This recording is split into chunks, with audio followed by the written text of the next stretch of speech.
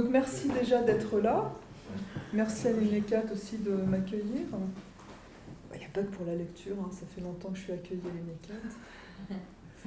Donc je suis là pour vous parler de mon dernier ouvrage, Le chemin de pierre. Je préfère ce titre-là finalement que de Délire au songe, mais bon, on pourra y revenir. Et puis peut-être évoquer celui sur l'exclusion. Alors, j'ai réfléchi à la manière dont je pourrais vous présenter ce livre, et il m'a semblé évident que, de par sa forme, de par ce dialogue et avec les créations et d'une certaine manière avec ce patient, il était intéressant pour vous de m'entendre un petit peu sur des étapes de mon parcours, alors je vais dire de mes chemins de création, plutôt que de dire de mon travail artistique, parce que je ne vais pas en parler comme je parlerai, ce n'est pas une exposition de mon parcours, mais il y a eu des étapes importantes dans mon parcours dont j'aimerais vous parler, parce qu'elles font écho. Finalement, elles font écho avec ce dernier livre, qui a cherché sa forme pendant longtemps, hein, je l'ai porté pendant 5 ou 6 ans, ce livre. Et puis à mes autres ouvrages, le premier, qui interroge effectivement médiation et art-thérapie, et un ouvrage qui pour moi était important, qui est celui sur la peau.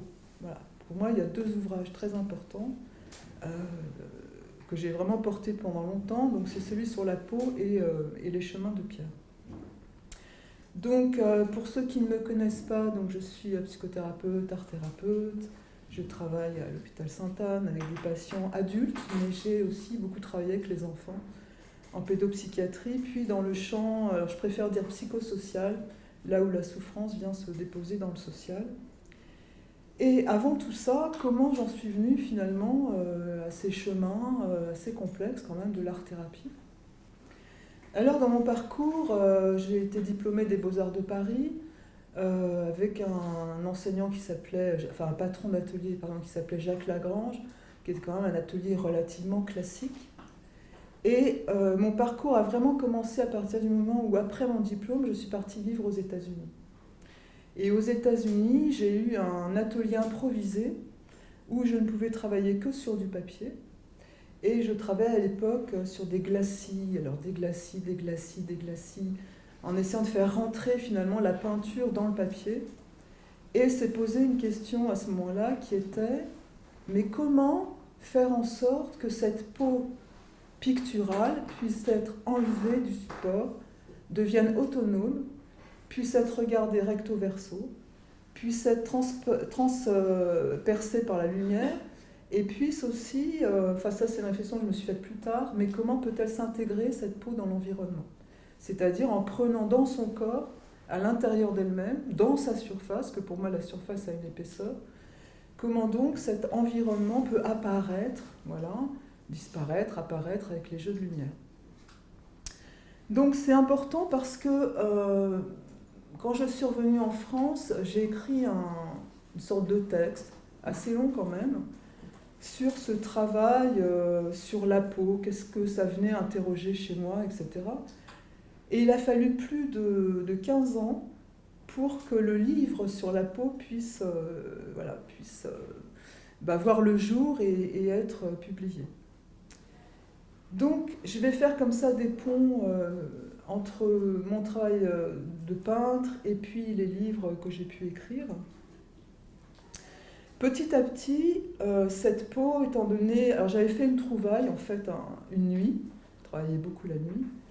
C'est qu'en mettant du papier sur un polyane, eh bien, je pouvais desquamer, c'est-à-dire je pouvais enlever cette surface. Et là, voilà, elle devenait autonome. Sauf que c'était très fragile. Donc s'est posé la question de la fragilité, ce qui a amené des installations éphémères, puisque de toute façon, ces peaux papier, avec leur fragilité, elles fondaient complètement sous la pluie. Elles s'altéraient avec le soleil, avec le vent, ça introduisait des mouvements, etc. Et donc je suis allée au bout de cet éphémère en brûlant les installations que j'avais pu faire, qui recouvraient la peau de l'arbre, la peau de la terre, la peau de l'eau, etc. Et en même temps, ce qui m'a intéressée dans cette expérience, c'est pas l'éphémère, c'est-à-dire c'est pas la disparition, c'est la transformation. qu'est-ce qui se transforme en dehors de moi? Quand je laisse cette peau à l'air libre, quels sont les agents finalement qui vont intervenir à ma place et faire transformer finalement cette peau papier. Donc ça a donné lieu à beaucoup d'installations, notamment dans des monuments historiques.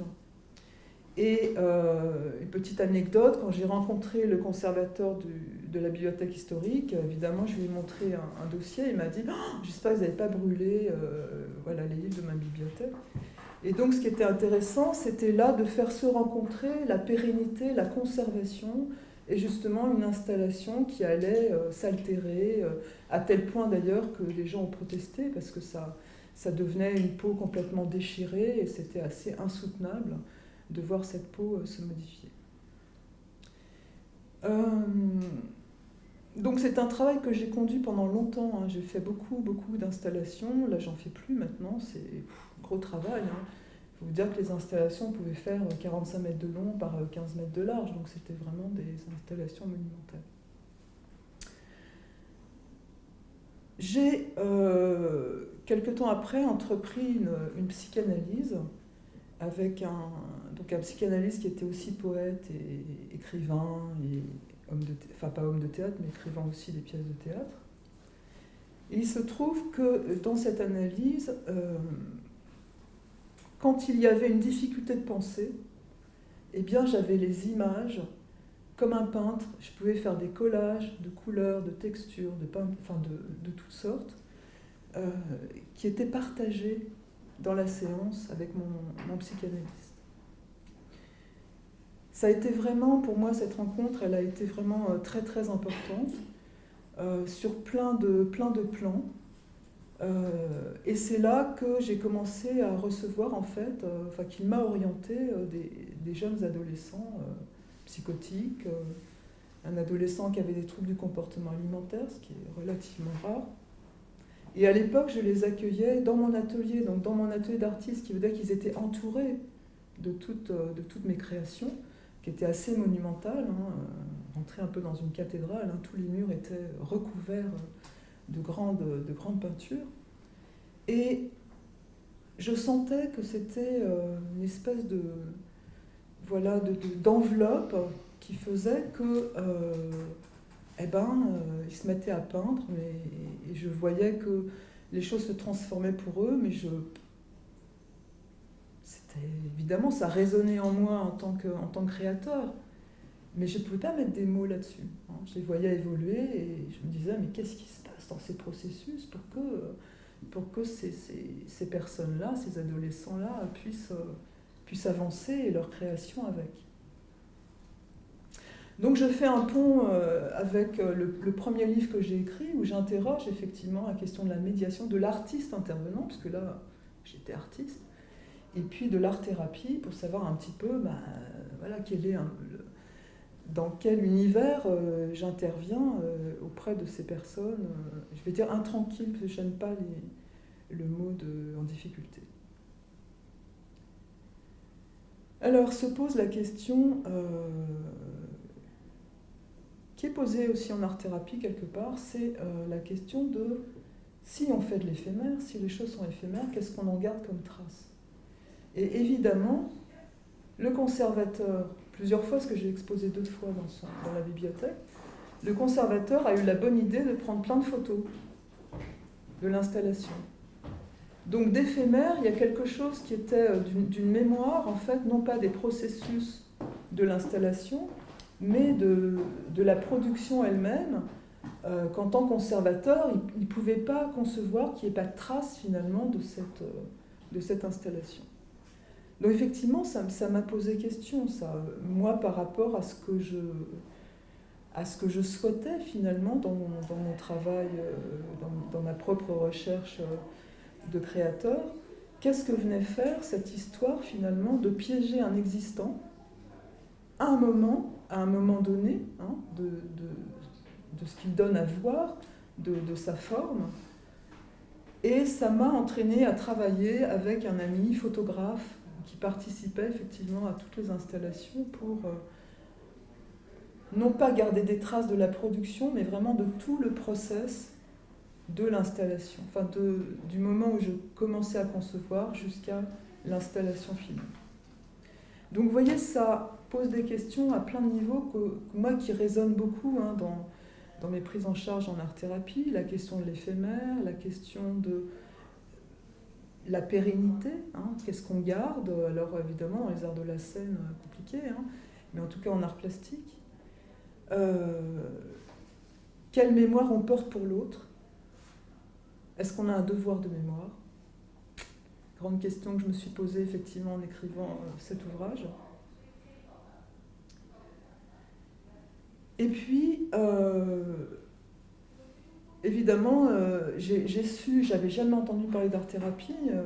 Mon psychanalyste me parlait effectivement d'accompagnement en sculpture, etc., de certains patients. Bon, ça résonnait, mais je ne voyais pas trop. Jusqu'au jour où il m'a dit, écoutez, voilà, moi je suis un jeune homme psychotique, en dessin ça va, mais en couleur je ne sais pas faire. Donc est-ce que vous pouvez le prendre en charge? Voilà. Et c'est comme ça que j'ai commencé à m'intéresser finalement à l'art-thérapie. Donc j'ai fait des séminaires à Sainte-Anne. À l'époque, je ne connaissais pas l'UNICAT, séminaire à Sainte-Anne. Et puis j'ai fait une formation aussi à Sainte-Anne, en art-thérapie et en psychopédagogie, puisque moi je viens surtout de ce champ-là, beaucoup travailler avec les enfants en psychopédagogie. Alors maintenant, j'en viens un petit peu à ce livre où justement, pourquoi ce patient m'a touchée au point d'écrire une sorte de monographie qui en fait n'en est pas une, parce que c'est entre la réalité et la fiction. C'est-à-dire que ce que je raconte n'est pas stricto sensu les productions qu'il a pu faire. Il y a des choses qui se mélangent. Donc c'est vraiment, je parle de mon regard à moi sur ces productions, c'est-à-dire qu'est-ce qu'elles ont fait résonner, et pas simplement en les regardant, c'est-à-dire quelles ont été les résonances pendant qu'il était en train de... Ouais, je l'ai suivi pendant longtemps, j'ai suivi pendant 4 ans, il y a eu une interruption, et après il est revenu à l'atelier, et il vient encore. Curieusement, il y a eu encore un temps de silence, et puis il revient. Eh bien oui, je pense que pour lui qui, dans la deuxième phase, était incapable de faire autre chose que des performances et des réalisations éphémères, très très fragiles, je pense que oui, je me suis investie dans une sorte de devoir de mémoire. C'est-à-dire de le faire exister au travers de ces pages, dans toute son histoire, depuis le moment où je l'ai rencontré jusqu'à pratiquement maintenant. On se voit encore où il va un petit peu mieux, mais c'est pas encore ça. Alors, évidemment, ce genre de suivi pose question, parce que je sais qu'on dit pas ça à l'INECAD, mais nous on a entendu à Sainte-Anne que le délire était une contre-indication. J'ai accepté de prendre ce patient. Pourquoi? Parce que d'abord je le connais dans la première phase où il était stabilisé. Les patients de mon groupe le connaissaient aussi, et qu'ils l'ont accueilli. Ils l'ont vraiment accueilli au sein des ateliers, même lorsqu'il parlait, voilà. Il y avait beaucoup de paroles, et dans un premier temps, il ne faisait pas grand-chose en fait. À part dormir, être prostré, et rester de longs moments comme ça, où je ne savais pas trop où il était. Cet ailleurs de la pensée qu'on ne peut pas rejoindre. Mais en même temps, dans son délire, il me livrait une certaine expérience du langage et une certaine expérience de ce pourquoi il a décompensé, c'est-à-dire de son expérience religieuse. Et ça a été vraiment un point d'accroche, et pas le seul, parce qu'il a manifesté par une anecdote ce qu'il venait en fait chercher dans cet atelier. Et l'anecdote, c'est il est dans le métro, il y a un bureau où il y a marqué accueil en gros, et il se tient immobile devant ce guichet, et au bout d'un moment, on lui demande quand même pourquoi il est là et ce qu'il veut, et il dit être accueilli, tout simplement. Et je pense que c'est vraiment la première chose dans cette période où il allait vraiment très très mal, c'était de l'accueillir dans sa singularité, avec son expérience, difficilement partageable, mais quand même dans un effort de partage. Et la question de comment finalement, face à cette immobilité, pas langagière, hein, mais à cette immobilité corporelle, comment l'amener finalement à tenter de mettre quelque chose en forme. Alors ça s'est passé par... comment ça s'est passé? Je pense que je le voyais arriver avec son corps, je le voyais vêtu d'une certaine manière, je le voyais dans une attitude particulière, et en rapport avec son attitude, ses vêtements, la couleur de ses vêtements, et surtout ce qui faisait signe pour lui, parce qu'il pouvait nommer un objet, par exemple, qui pouvait être les chaussures de la stagiaire, le prénom d'une stagiaire, la cafetière, un papier de bonbons, voilà. C'était vraiment de saisir ces choses-là pour lui donner du matériel, le poser sur la table et lui dire vous en ferez peut-être quelque chose. Voilà. Donc ça, c'est la prise en charge, c'est un peu le contexte de la prise en charge. Maintenant, sur la forme du livre, je l'ai cherché longtemps parce que c'est un patient qui, à certains moments, même dans son délire, peut raconter des histoires. Et j'ai pu me raccrocher aussi à ces petites bribes d'histoires qu'il me donnait à entendre. Et moi-même, par rapport à son travail, de mettre en mots finalement les résonances et les évocations que pouvait produire ce travail, et donc de lui raconter moi aussi parfois des histoires. Mais je pense qu'on n'a pas besoin de raconter l'histoire, je pense qu'on la porte, et que quand on est à côté de la personne, elle le perçoit. Donc quelquefois c'était dans le silence, et quelquefois effectivement je pouvais lui livrer comme ça des petits bouts d'histoire. Donc je me suis dit que c'était intéressant ce dialogue, parce que pour moi finalement il vient mettre en lumière ce qui est l'accompagnement en art-thérapie, c'est-à-dire au niveau des résonances.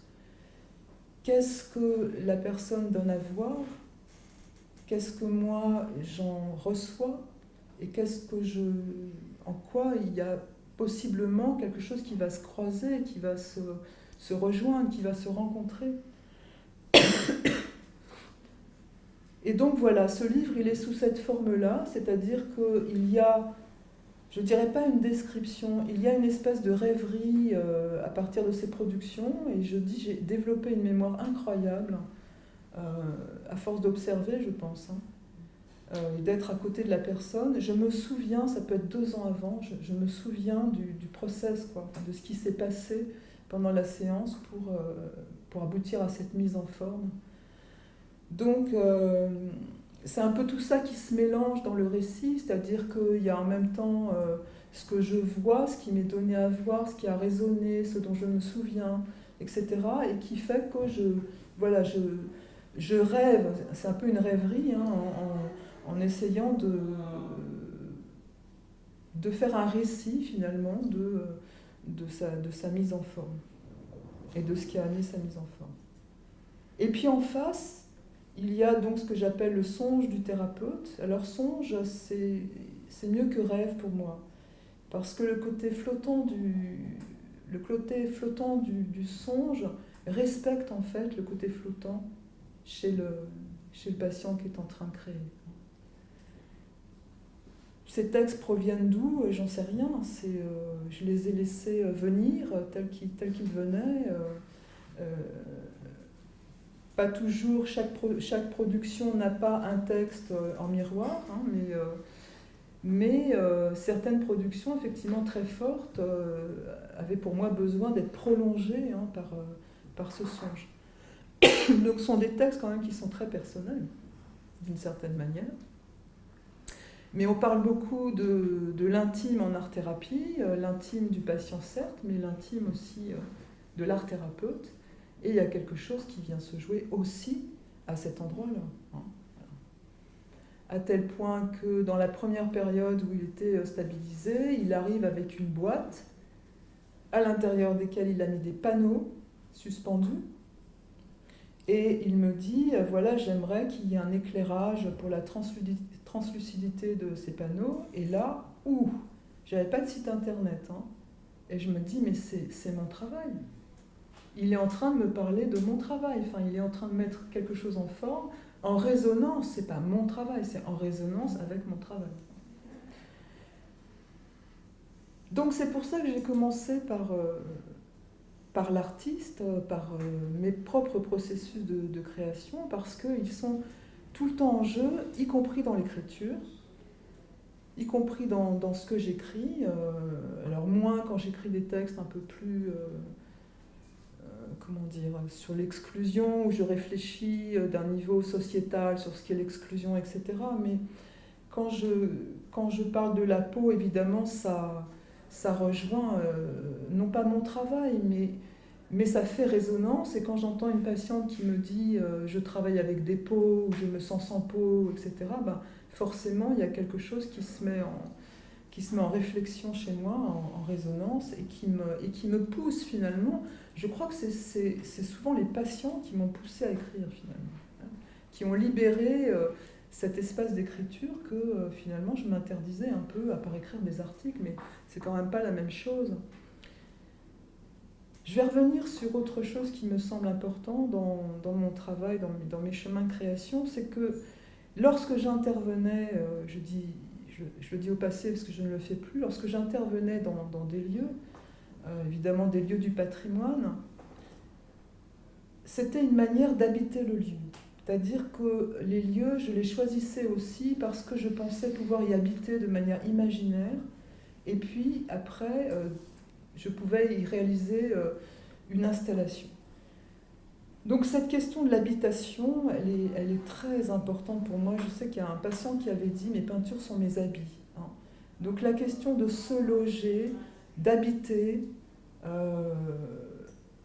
pour ce patient, mais pour beaucoup d'autres, elle a vraiment été posée. Elle a vraiment été posée. C'est-à-dire, je viens là, mais comment j'habite ce lieu ? Comment je m'y loge ? Quel sens ça a de venir me loger dans cet espace-là ? Et évidemment, là aussi, ça fait ressurgir ce qui se passait pour moi lorsque j'allais dans un lieu que je déambulais en fait.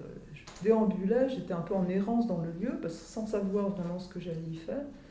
Et comment à un moment donné, un détail, une lumière, une réflexion, quelque chose qui vraiment attrapait. Hein. Je ne mentalise pas dans mon travail, hein. C'est vraiment quelque chose qui m'attrape. Et à partir de ce quelque chose qui m'attrape, tout à coup, voilà, il y a un processus qui se met en route. Avec ce patient, je pense... alors pourquoi ? Parce que c'est un patient qui est en déshérence plusieurs titres. Il a quand même vécu dans la rue, hein, donc il y a un phénomène de déshérence réelle, de déshérence symbolique, de déshérence dans le langage, etc. Enfin, il y a ce phénomène de déshérence, et quand je dis que j'accueille son corps comme un corps qui peut habiter justement l'espace de l'atelier. Vous voyez, c'est important. Et comment effectivement mes processus de création à moi, dans la manière dont j'habite un espace, vont entrer aussi là pour me permettre d'accueillir l'autre et de lui permettre de se loger. C'est pas qu'une question de place, c'est ça que je veux dire. C'est pas qu'une question de place. Parce que lui, c'est un peu un trublion au début, il bouge énormément. Hein. Mais justement, il bouge énormément, c'est intéressant, ça, il bouge énormément. Le jour où il n'y avait pas trop de patients, je lui ai permis de faire une performance. Il n'a pas gêné les autres, hein, il a été très discret.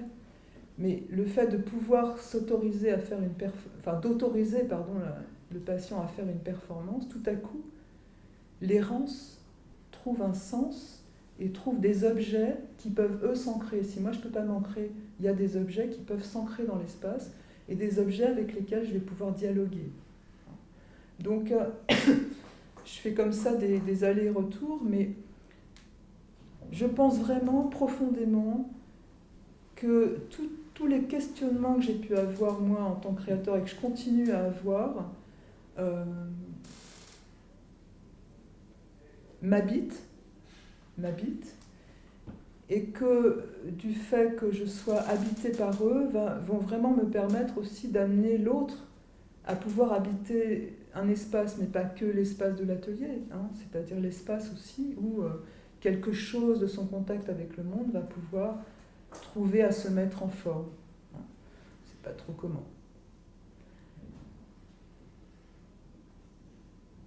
La manière, enfin, l'accueil, j'ai dit ce patient il veut être accueilli. Bon, ça c'est une première chose. Mais il n'y a pas que ça. C'est-à-dire que au sein de son délire, au sein des signes qu'il pointe dans l'atelier, les chaussures, la cafetière, etc., il y a quelque chose d'un appel, il y a quelque chose qui fait appel, et notamment qui fait appel en tant que comment je communique avec l'autre, en fait. Hein, c'est ça son appel. Comment j'arrive à être accueillie alors que je suis en déshérence, et dans la vie, c'est quelqu'un qui va aller voir toutes les communautés religieuses qui existent. Hein. Il va aller voir un pasteur, il va aller voir les Rose-Croix, il va aller voir les musulmans, il va aller voir les catholiques, il va aller voir les protestants. Et puis partout, les chasser. Alors en ce moment, c'est les bouddhistes. C'est-à-dire qu'il essaie, à partir de son expérience religieuse, il essaie d'être entendu, et il essaie d'être accueilli, et on le rejette tout le temps. Il est tout le temps rejeté. Ce qui m'amène à dire qu'il y a une sorte d'excès d'être, en fait. C'est insupportable. Il sent mauvais, il a des vêtements tout déchirés, il parle trop, enfin, il parle beaucoup, etc. Donc, il y a cette espèce d'excès d'être, en fait, hein, qui fait que, je dis c'est un homme en trop, mais quelquefois c'est un homme en moins, parce qu'il n'arrive pas, finalement, vous voyez, à être dans cette communication. Bon. Habiter cet espace de l'atelier, lui permettre, par exemple, de faire une mini-installation autour de la cafetière, cette cafetière qui est partagée par l'ensemble du groupe. C'est le moment où chacun vient boire son café, etc. Voilà. En lui disant, attention, c'est un objet qui est quand même partagé par le groupe, donc vous ne mettez pas des papiers, de la peinture, voilà. C'est entendu. C'est-à-dire qu'il va faire effectivement une installation autour de la cafetière, mais pas de peinture, ça ne déborde pas. Il y a un grand respect. Hein. Quand il prend par exemple le tablier, où je lui dis tiens, on a reçu des tabliers, est-ce que vous en voulez un? Il prend le tablier et en fait il crée un tablier, voilà, et j'apparais, quoi, parce que c'est moi qui lui ai donné le tablier, donc je ne sais plus ce qu'il a marqué, mais enfin bref, hein, il y a quelque chose qui s'adresse à moi par le biais de ce tablier, et je pourrais citer plein de choses comme ça, où il prend... les patients sont aux petits soins pour lui, alors on lui fait son café, on lui met du lait, du sucre, on lui donne des petits gâteaux, etc. Et il va intégrer les papiers qui restent, les morceaux de gâteau, les sachets de thé, etc. Bon, donc il y a quelque chose qui se tisse là, c'est-à-dire que je reçois, et dans ma création, je montre que je reçois et qu'il y a quelque chose d'un échange possible finalement avec les autres. Une chose qui m'a beaucoup touchée, que je raconte dans le livre, c'est une patiente qui avait fait un ange à la peinture, et puis la séance d'après, elle retrouve les ailes de son ange coupées. C'était assez terrible. Sans rien, ce jour-là, il ne demande rien, il prend des papiers, il fait une sculpture en papier, et je m'aperçois que c'est un ange. Des grandes ailes comme ça, voilà. Et puis il écrit le prénom de la patiente et il lui dit, il me demande, il me dit, est-ce que je peux lui donner? Voilà. Comme s'il y avait quelque chose de l'ordre de la réparation, il a entendu les choses. Et donc j'accepte, donc il donne son ange à la patiente. Alors je rejoins maintenant autre chose. Je pense que vous me connaissez puisque je suis intervenue aussi sur la question du psychosocial, la souffrance dans le social. Évidemment, il y a j'en ai parlé un petit peu, il y a cet homme en trop, en moins, on ne sait pas très bien comment le nommer, ou tour à tour l'un et puis l'autre, bon, en déshérence. Évidemment, c'est quelque chose aussi qui me touche, puisque pendant de nombreuses années, j'ai travaillé Et je continue à le faire pour lutter contre toute forme d'exclusion. Donc après, c'est comment, je ne suis pas assistante sociale, hein, quand je suis art-thérapeute, voilà, je ne sors pas de mon travail d'art-thérapeute, mais comment on entend aussi profondément quoi, cette histoire de cet homme qui cherche fébrilement un accueil et qui ne le trouve pas et qui finit par être dans la rue et qui finit aussi par être hospitalisé parce qu'on le retrouve sur une place en train de prier en plein milieu des voitures.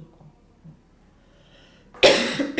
Donc ce livre sur l'exclusion, c'est des années de travail où j'ai reçu des personnes donc, dans un cadre individuel, avec là aussi la médiation artistique, et puis avec une réflexion sous-jacente, que ce soit en art-thérapie ou en médiation artistique. Pour moi, il y a quelque chose de l'ordre de l'engagement sociétal, avec toutes les questions que ça pose, et la question de la précarité, la question, on dit les migrants sous le chapeau, je vais dire des personnes qui viennent d'autres pays avec un parcours singulier,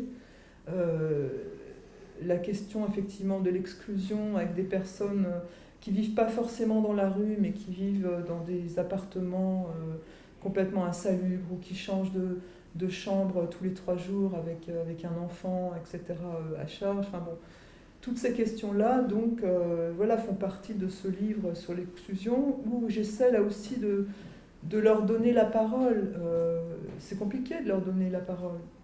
Mais en même temps, quand je parle de l'accueil, il y a cette question de ces personnes qui n'ont pas de lieu finalement pour énoncer quoi que ce soit, qui n'ont pas de lieu pour dire, et qui n'ont pas de lieu pour engager un débat, c'est-à-dire d'avoir une oreille attentive qui peut leur dire non, je ne suis pas d'accord, oui, je suis d'accord, argumenter, etc. Un débat, c'est ce qui fait exister aussi. C'est-à-dire, j'ai des connaissances, j'ai des idées, j'ai tout à fait le droit de les partager. Donc, voilà, c'était un peu le cadre de ces interventions, ou simplement accueillir la personne avec ce droit à la parole, ce droit à l'échange, ce droit de manifester sa colère, ses frustrations, sa tristesse, ses angoisses, etc., sans rien demander, sans objectif. C'est pas une psychothérapie. Simplement un lieu d'accueil, voilà, où c'était, je peux dire, il y avait une espèce de photographie sociale, puisque je pouvais avoir effectivement une personne étrangère, pas scolarisée, qui faisait des petits boulots, etc. Et puis des personnes qui étaient basse plus 4, plus 5, ou d'anciens chefs d'entreprise qui avaient fait un burn-out. Bon. Cette photographie sociale avec cette descente aux enfers, souvent, hein, où il faut donner un socle, quoi. Hein. Je parlais tout à l'heure de se loger, d'habiter quelque part, de permettre, oui, et d'habiter un bureau. C'est pas un bureau tel qu'on trouve dans les administrations. C'est un bureau qui est un chez-soi. Hein. Moi, j'ai aménagé mon bureau comme un chez-soi. Donc, oui, cette question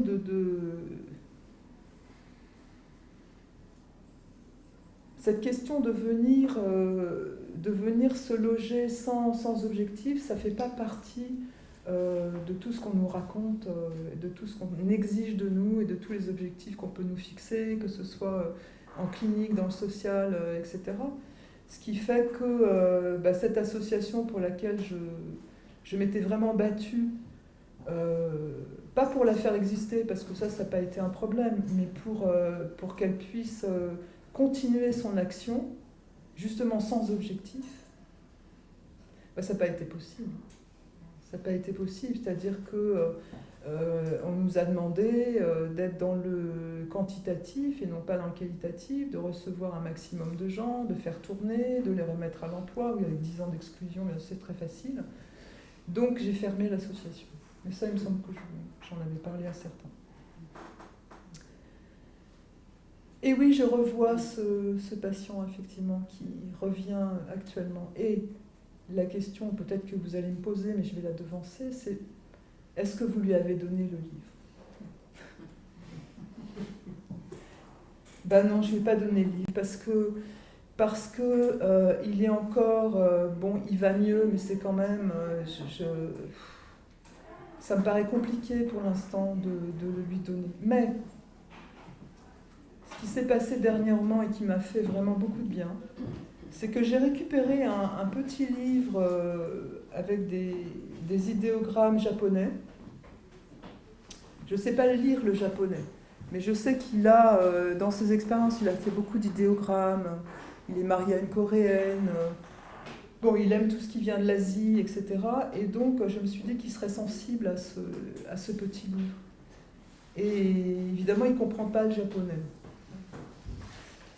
Mais il m'a dit, mais chaque page est tellement belle que c'est comme un espace de méditation. Voilà. Donc moi, j'avais apporté ce livre pour l'atelier. Et à la fin de l'atelier, je lui ai dit, écoutez, si pour vous, il y a à l'intérieur des espaces de méditation, prenez-le. Il ne le voulait pas. Je lui ai dit, si, c'est important. Prenez-le, s'il vous plaît. Et je me suis dit, bon, voilà, symboliquement, je vais quand même donner quelque chose. Pour l'instant, je ne vais pas donner le livre, mais je lui ai donné quelque chose. Et il revenait de Corée avec sa femme, et il y a, vous savez, la mairie, quelquefois, propose un lieu d'exposition pour les personnes qui habitent le quartier. Et donc, il devait participer à cette exposition, mais il y avait une condition, c'est qu'il fallait qu'il expose avec sa femme. Donc je lui ai dit, mais c'est quoi cette histoire? Et sa femme, elle ne voulait pas. Donc je lui ai dit, c'est quoi cette histoire? Bien sûr que vous allez exposer. On a choisi une peinture, et j'ai dit, mais si, j'insiste, il faut exposer. Et donc, ben non, on verra, non, mais c'est pas sûr, elle ne veut pas, etc. Bon, finalement, quand il est revenu la dernière fois, il m'a dit, ça y est, je suis en retard parce que j'ai apporté ma peinture à la mairie pour qu'elle soit exposée. Bon, qu'est-ce que je peux ajouter d'autre? J'avais écrit plein de choses, mais...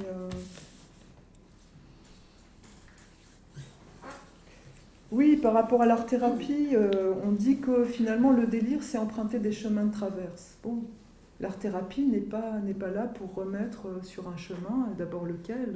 bon. Donc il y a quelque chose... l'errance finalement en art-thérapie, c'est pas si mal, quoi. À partir du moment où il y a quelque chose qui la contient, hein.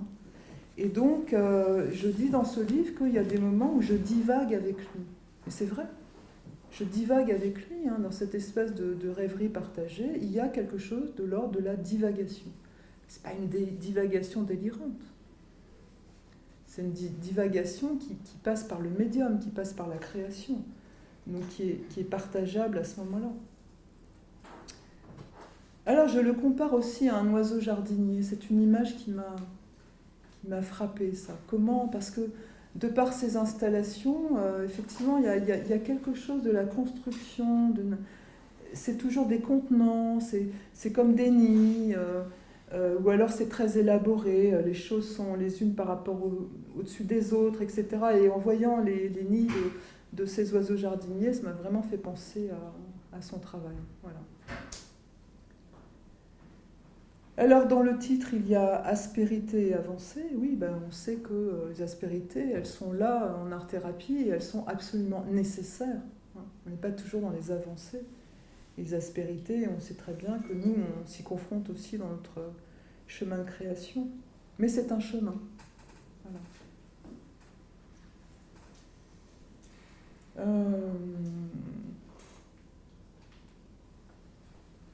Oui, je voulais vous rapporter ce souvenir qui est plus qu'un souvenir, parce que pour moi, il fait quand même métaphore. Dans ma psychanalyse, un jour, mon psychanalyste me donne une photo d'une femme que moi je ne connaissais pas, et il me dit, c'est une photo de la Sibylle. Or, la Sibylle, pour lui, c'était quelqu'un de très important, puisque ça a été sa psychanalyste. Donc c'était Blanche Révert-Chanjouve, la femme de Pierre-Jean Jouve.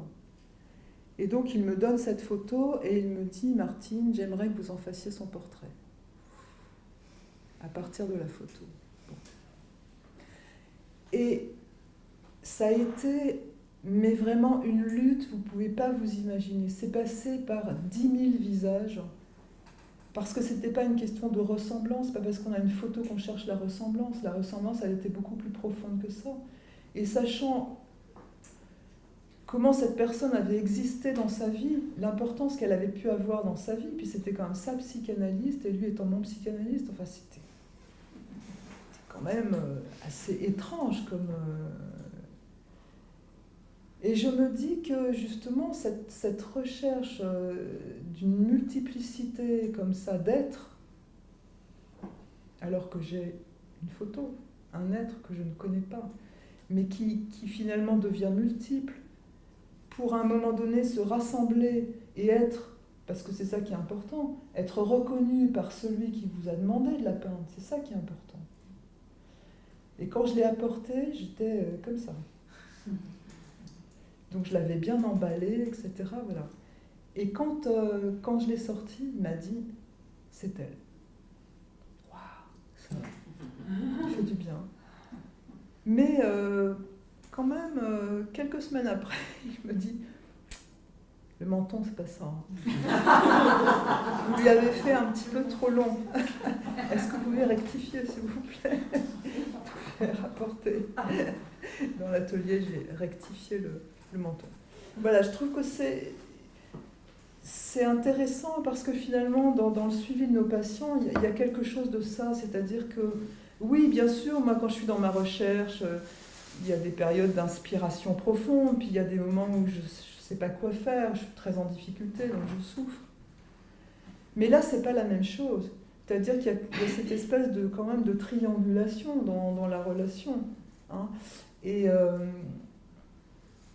Et d'essayer justement de saisir et non pas de comprendre par où passe le patient dans son effort de donner naissance à quelque chose, par quoi il passe. Vous voyez, et comment vous soutenez ça? Parce que franchement, c'est une sacrée lutte, hein. C'est une sacrée bagarre. La création, c'est une bagarre. C'est pour ça que quand on entend à Sainte-Anne, n'est-ce pas, que l'art fait du bien, bon, il y a de quoi...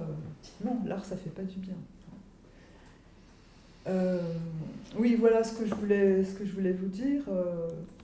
Et puis aussi peut-être quelque chose qui est resté, parce que finalement, il y a des choses qui restent comme ça, de son propre travail intérieur, c'était le fait que je recevais quelquefois à la fin de la séance un petit carton sur lequel il y avait une phrase écrite au stylo plume, que je ne lisais pas, que je mettais dans ma poche.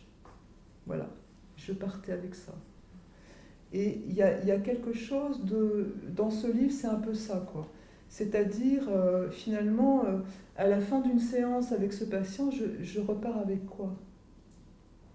Est-ce que j'ai un petit mot là dans ma poche sur un petit carton qui va ouvrir vraiment plein de choses et m'amener à pouvoir écrire? Parce que là aussi, c'est pas évident. Quand je dis que j'ai mis 5 ans avant d'écrire ce livre, là aussi, il est passé par plein de formes.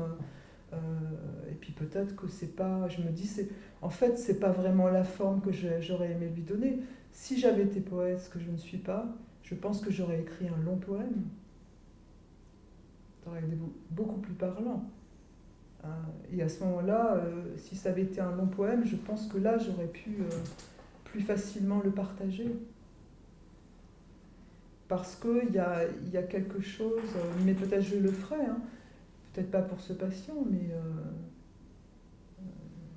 oui, quelque chose que je peux redonner.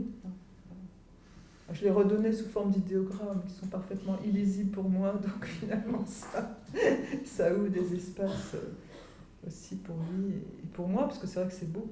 Surtout que là, la calligraphie est blanche sur fond noir, avec un très joli papier assez fin. Et c'est vrai que c'est vraiment très beau. Et ça a donné lieu à ce qu'il m'a dit, qui m'a beaucoup touchée, sur sa quête finalement, c'est comme ça qu'il l'exprime, hein, sa quête de l'unité. Sa quête de l'unité. Où il dit, mais oui, avant il y avait un langage que tout le monde comprenait. Et puis ça s'est éclaté, et il dit, lui, c'est l'intellect qui a tout fragmenté. Voilà. Et je retrouve ça dans son travail. Hein. Il a fait... il y a une stagiaire qui lui avait apporté, avait trouvé, je ne sais pas où, elle avait trouvé une petite planche de bois comme ça. Pour lui, ça a été une merveille. Elle a commencé à sculpter, en fait. On n'a pas de gouge à l'atelier, mais je lui ai trouvé des outils voilà, pour sculpter. Et il a sculpté 2 vantaux. Il a sculpté deux vantaux et il y a mis des noix, parce qu'on avait mangé des noix dans l'atelier. Donc les vantaux sont entourés de noix, et puis il a demandé de la peinture dorée. Et il a peint les noix, les vantaux, etc. de peinture dorée. Et il a dit, voilà, c'est une icône. Et j'ai l'impression là de toucher l'absolu. Voilà. Donc sa quête, vous voyez, de cette unité dans le langage, finalement, il en parle très bien. Mais on n'est pas, comment dire, on n'absorbe pas et on n'essaie pas de comprendre et on n'essaie pas de prendre le contenu de ce qu'il dit, mais plus dans les évocations, effectivement, que ça peut nous amener profondément à rejoindre en nous. Voilà.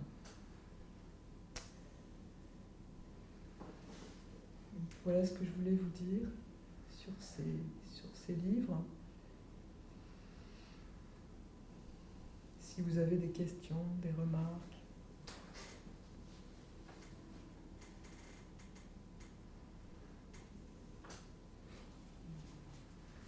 Et le silence, c'est bien aussi.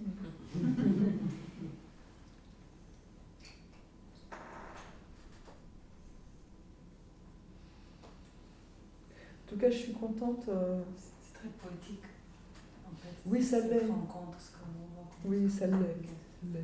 Ça a l'air vraiment très poétique, en fait. Ça me touche. Oui. Et je pense que c'est là aussi où est l'art-thérapie, je veux dire, dans cet espace poétique. Donc, on a beau dire que le langage avec les mots, oui, le langage en art plastique, oui, ce sont des langages, mais je crois qu'on est au-delà de ça, quoi. Enfin, c'est pas ça qui prend sens, c'est ça que je veux dire. C'est pas forcément à ça qu'on donne du sens. Et j'ai beaucoup, comment on peut dire ça? Je vais dire reçu de la part de ce patient. Voilà. Et d'un point de vue clinique aussi, hein, d'une certaine manière. Parce qu'il a mis, il a mis finalement de la thérapie aux endroits où il pouvait la recevoir. Et pas forcément où moi je voulais que ce soit reçu. Enfin, c'est de l'art-thérapie, pas que de la thérapie. Mais c'est lui finalement qui a pointé ces moments-là, c'est pas moi. Ou c'est pris dans un échange, effectivement. Est-ce que c'est parce que vous avez reçu beaucoup de ce patient que vous avez envie de redonner? Sur ce point de redonner, j'aimerais bien comprendre plus. Bah, je pense redonner parce que je le vois encore. En fait, c'est ça qui me...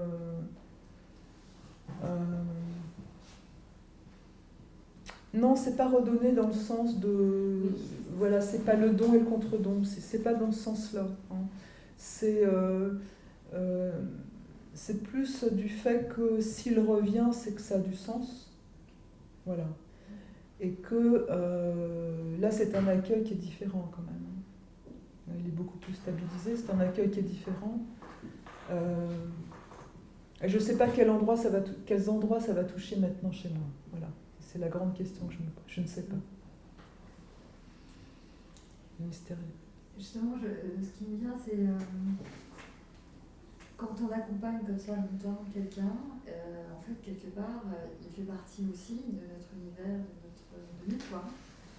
Et je ne sais pas à partir de quel moment on peut, de part et d'autre, rester indépendant, parce qu'il y a quelque chose qui se tisse dans le don, puis le recevoir, l'échange en fait, hein, qui fait partie de la vie.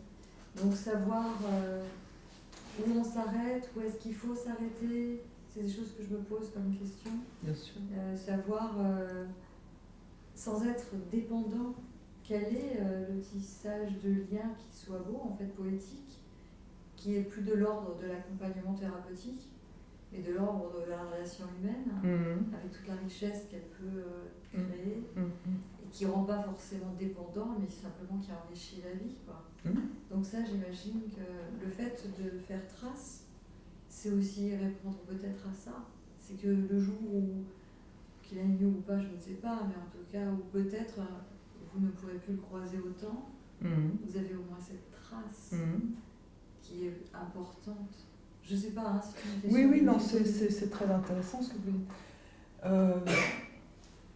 Oui, au-delà de l'art-thérapie, enfin au-delà de ça, enfin, je ne sais pas où vous le mettez, mais il y a ce lien d'humanité, c'est évident. Ouais, c'est ça. Et ce qu'il demande, lui, comme accueil, c'est justement d'être de nouveau accueilli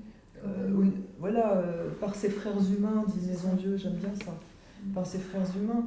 Mais si vous voulez, ce lien-là, cet espace poétique, cette habitation, etc., elle est dans l'atelier, c'est-à-dire dans un lieu symbolique. À partir du moment où nous quittons l'un et l'autre ce lieu symbolique, voilà. Donc je ne peux pas dire que ce lien continue en dehors des ateliers. Il habite dans la rencontre, mais après non,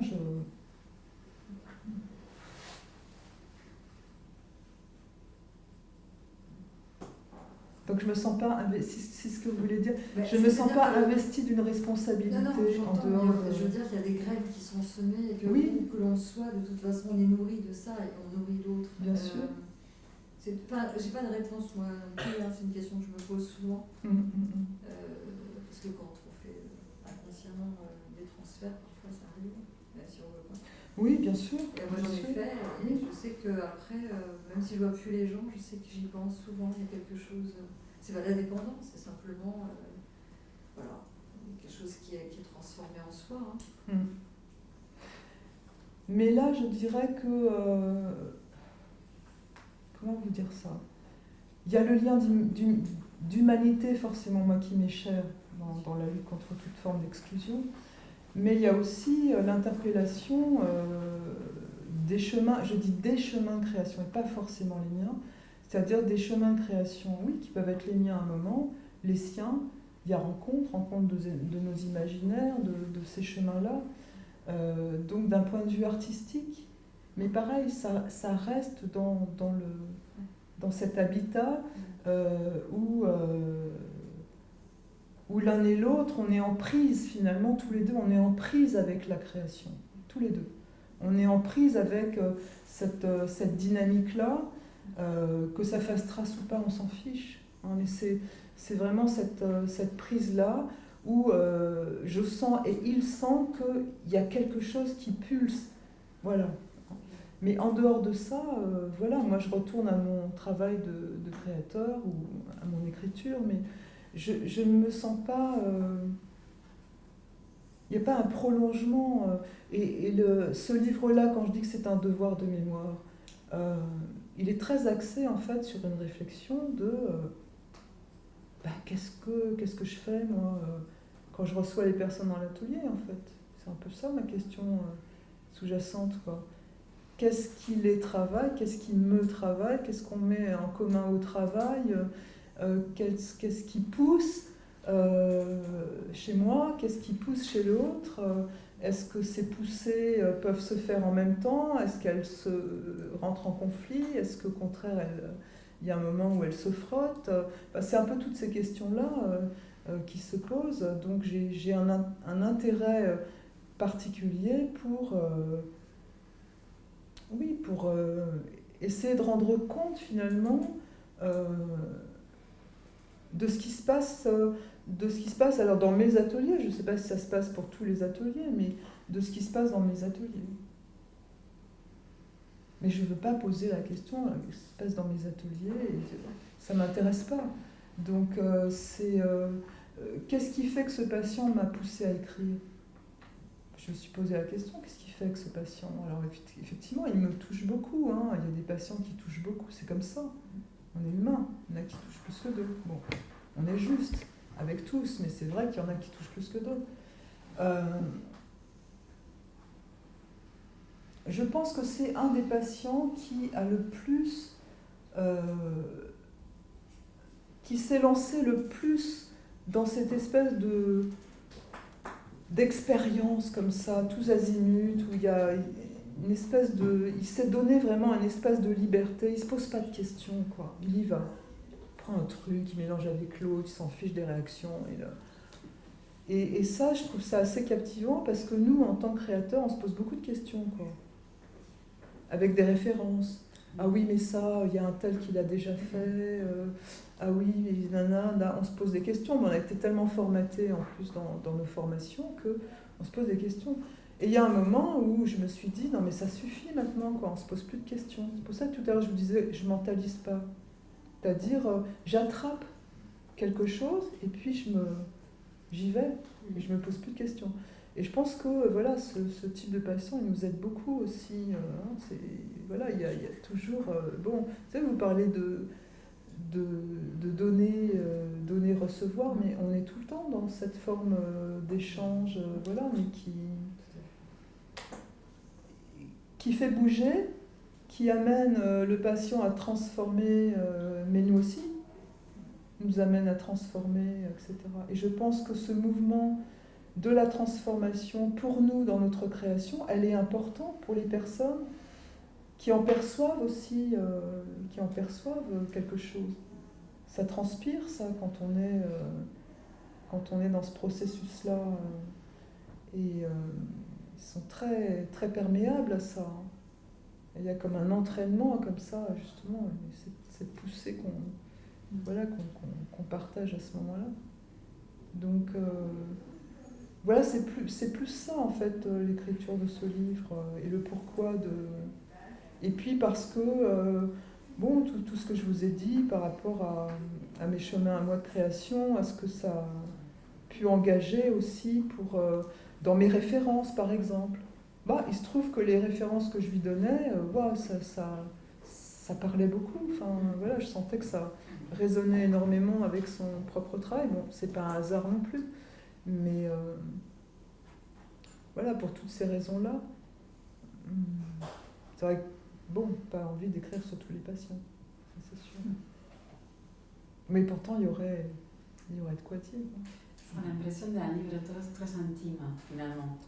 Parce que, voilà, en parlant du patient, on parlait beaucoup de vous et de votre travail, de votre processus. Donc, oui. C'est ça qui... ça me touche beaucoup, en fait, parce qu'on ne peut pas passer des côtés de la personne que vous êtes.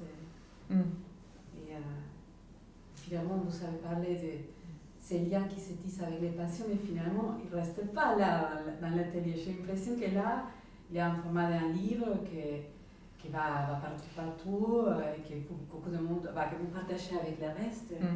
Et donc, ça sera aussi contenu dans ce livre-là, j'ai l'impression. Donc, comme son bateau. Ouais. La peinture de son bateau. Oui, il y a un moment donné où il faut aussi aller vivre. Quand il est parti en Corée, moi j'étais vraiment ravie pour lui.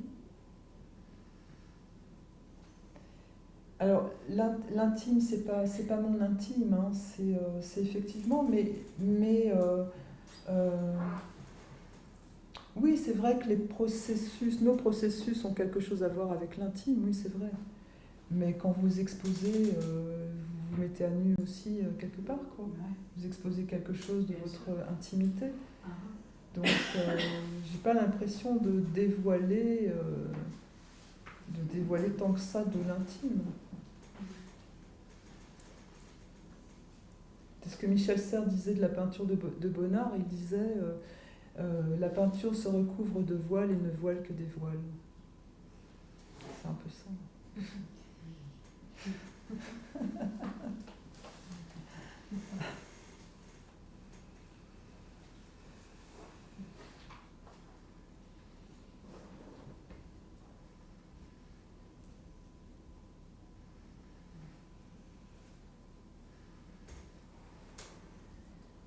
Bien, peut-être déambuler dans l'INECAT, aller voir l'exposition. Merci. Merci à vous.